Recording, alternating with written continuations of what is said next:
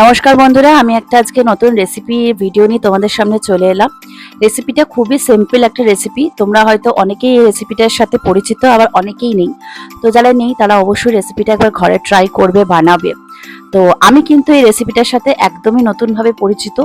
তো আজকে আমি প্রথমবার ট্রাই করব। রেসিপিটা হচ্ছে আলু পটল চিংড়ি পোস্ত।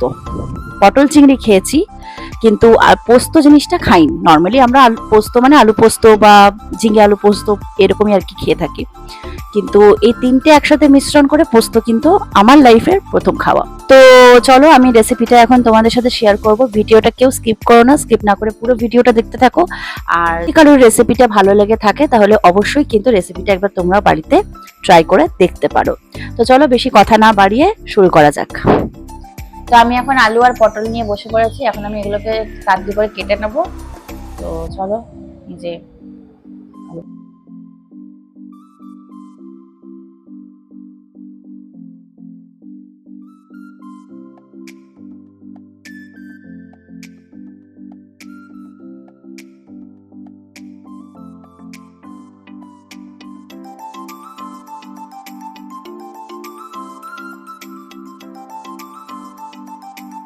এবার পটলটা কেটে নেবো। পটলগুলো একটু বড় বড় রাখছি, মানে এরকম তো।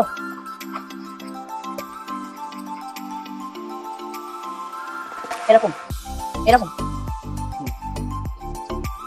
পটল চিংড়ি পোস্ত। আমি রেসিপিটা প্রথমবারই ট্রাই করছি, তবে আমি কিন্তু দেখেছি ওরা পাঁচফোড়ন দিয়েছে, মানে পোস্ততেও তো পাঁচফোড়ন দেয়। অসুবিধা না, আমি বলছি অনেকে আছে পাঁচফোড়ন কিছুই দেয় না, মানে নর্মালি প্লেন করে, কিন্তু আমি পোস্ত আর আলু পোস্ত তো পাঁচফোড়ন দিই, ভালো লাগে টেস্ট করতে হবে।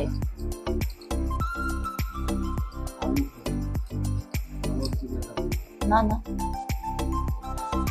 মাম্পু, তুই আলু ছাগল না কুকুর? চিংড়িগুলোকে এখানে আরেকবার একটু ভালো করে পরিষ্কার করে নেওয়া হচ্ছে। আর এইখানে রয়েছে চিকেন। এই রেসিপিটাও আমরা শেয়ার করব আপনাদের সাথে। তো এটা হচ্ছে রাতের করা হবে খিচুড়ি আর চিকেন কষা, আর এইটা করে রাখছি কালকের জন্য। তো এই চিংড়িগুলো একটু ভালো করে, যে মানে ভেতরে যেটা থাকে আর কি, একটু ভালো করে পরিষ্কার করে নিতে হবে, নাহলে অনেকের প্রবলেম হতে পারে।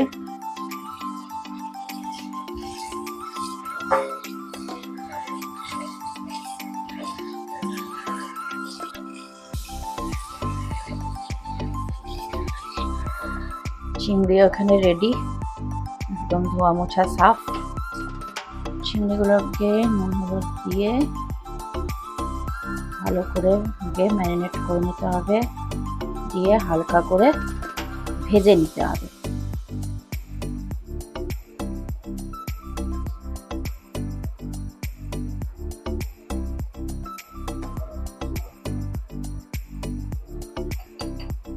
দিয়ে দেবো হালকা সর্ষের তেল,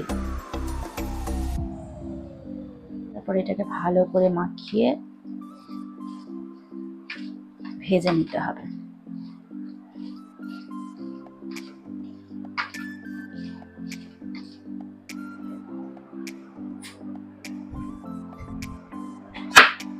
তো এখানে দিয়ে দিচ্ছি আমি সর্ষের তেল। ফার্স্টে আমি চিংড়িগুলো এখানে ভেজে নেব ভালো করে, অল্প তেল দেবো, বেশি দেবো না। তেলটা গরম হোক, গরম হওয়া অবধি অপেক্ষা করি, তারপরে চিংড়িগুলো দিয়ে দেবো। তেল কিন্তু গরম হয়ে গেছে, তোমরা দেখতেই পাচ্ছ ধোঁয়া হচ্ছে। এবার আমি এক এক করে চিংড়িগুলোকে দিয়ে দেবো।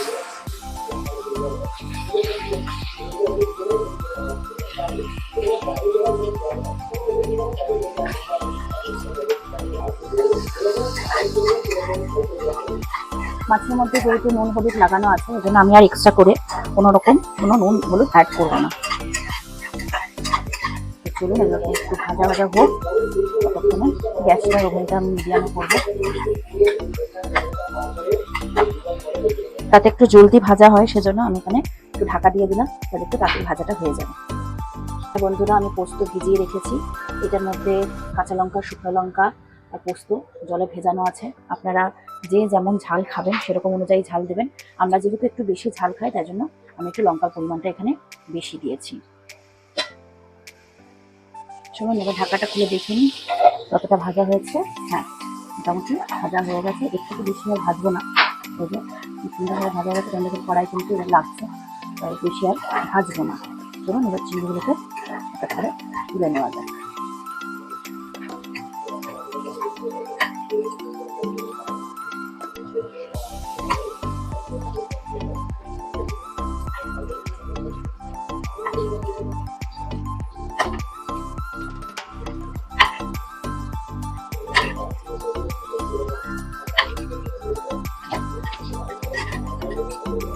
এবার আমি এটাকে বেটে নেব, পোস্তটা বেটে নেব। শিলে বাটা পোস্ত স্বাদই আলাদা, যেটা আপনারা মিক্সিতে পাবেন না। শিলে বাটার মশলার যে কোনো স্বাদই খুবই সুস্বাদু হয়, সে মাংসর মশলা বলুন কি যাই বলুন। আর আমি চেষ্টা করি যতটা সম্ভব শিলে বেটে মশলা দিয়ে রান্না করার। আগে ছিল না, আগে মিক্সিতেই করতাম, কিন্তু যবে থেকে ষষ্ঠী, সরস্বতী পুজোর সময় ষষ্ঠী পাতা হয়, তখন আমার মা ষষ্ঠীর জন্য মায়ের জন্য এটা কিনতে হয়েছিল। তখন থেকে আমি চেষ্টা করি যতটা সম্ভব শিলে বাটা।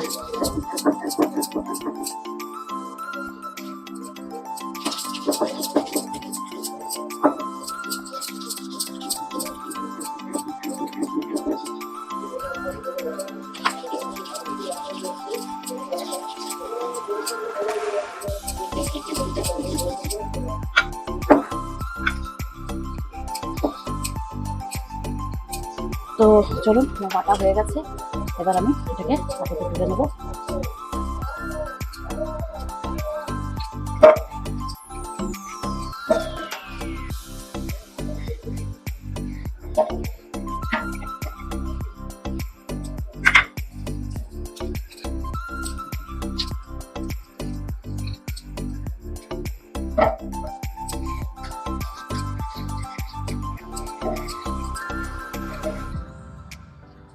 আচ্ছা, তেল তো গরমই আছে, এই তেলের মধ্যে দিয়ে দেবো আমি 5 ফোড়ন।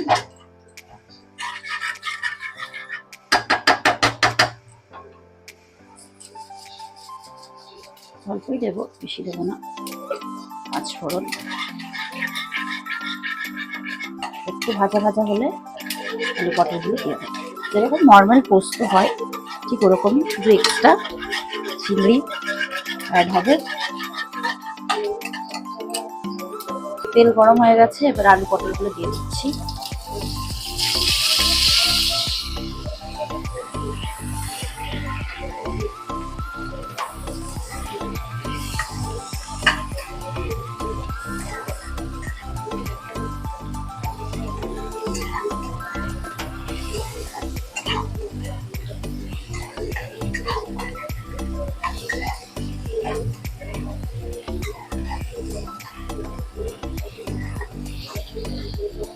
দিয়ে দেবো পরিমাণ মতো লবণ।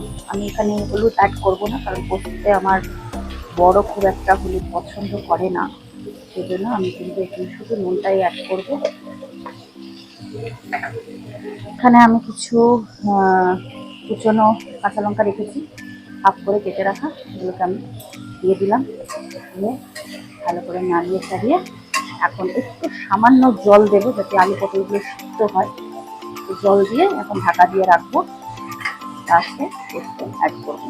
ধরুন জলটা দিয়ে এখানে আমি সেদ্ধ হওয়ার মতো জল অ্যাড করে দিলাম, বেশি দেবো না, অল্পই দেবো, যাতে সেদ্ধ হয়। এবারে আমি ঢাকা দিয়ে দেবো, ঢাকা দিয়ে দিলাম, সেদ্ধ হতে থাক, তারপরে আবার আসছি।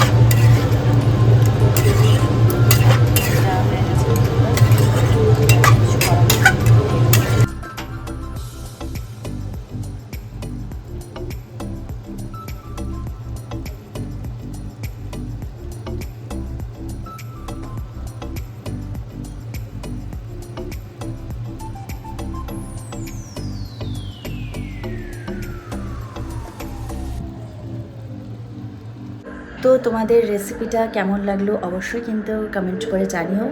আর যদি ভালো লেগে থাকে তাহলে প্লিজ একটা লাইক করে দিও, কমেন্ট করো আর শেয়ার করো, যাতে তোমাদেরও যারা বন্ধুবান্ধব আছে বা যাদের ফ্যামিলি আছে তারাও যেন রেসিপিটা বানিয়ে খেতে পারে।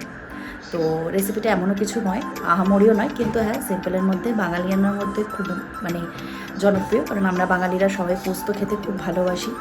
তো সেই জন্যই বললাম। তো চলো এখনকার মতো ভিডিওটা এখানেই শেষ করলাম। দেখা হচ্ছে আবার পরের ভিডিওতে। সবাই ভালো থাকবে, সুস্থ থাকবে।